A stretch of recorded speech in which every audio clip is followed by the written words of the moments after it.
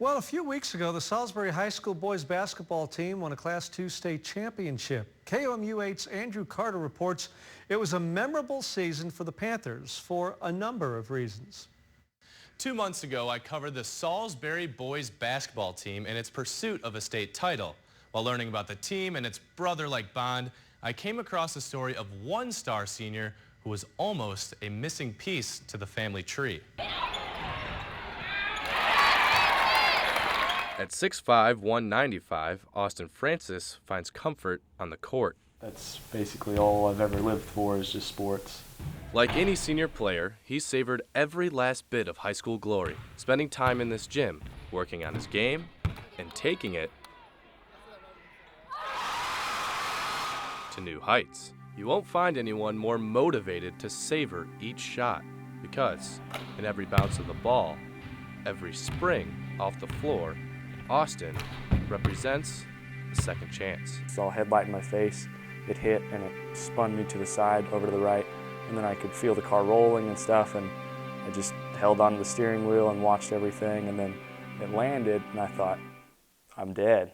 Early one summer morning, while driving back from his girlfriend's house, Austin was involved in a major car accident. My number 2 greatest fear in my life is getting a phone call from your child telling you they've had a wreck and you don't know where to find them.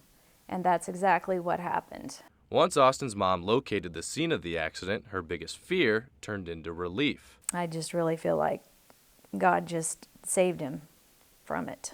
Because when I went back to it again and just thought about it all, it's just incredible that he came out of it with as little injury as he did.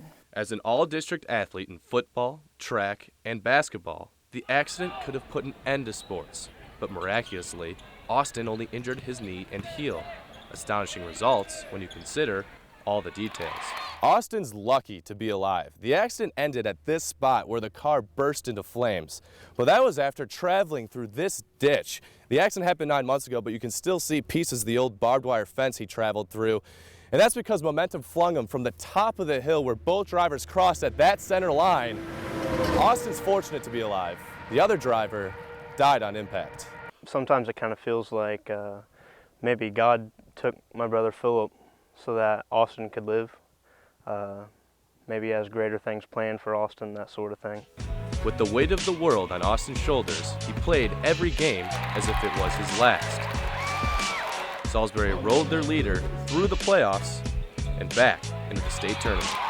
I've definitely noticed a change in my basketball playing from last year. I mean, at times I would just kind of play lazy basketball and just kind of stand around and do whatever. But this year I've changed that attitude and I've tried hard all the time, and just it really has impacted the way I play and the way I perform. The Panthers were determined to wipe away that bitter taste of last year's finals defeat.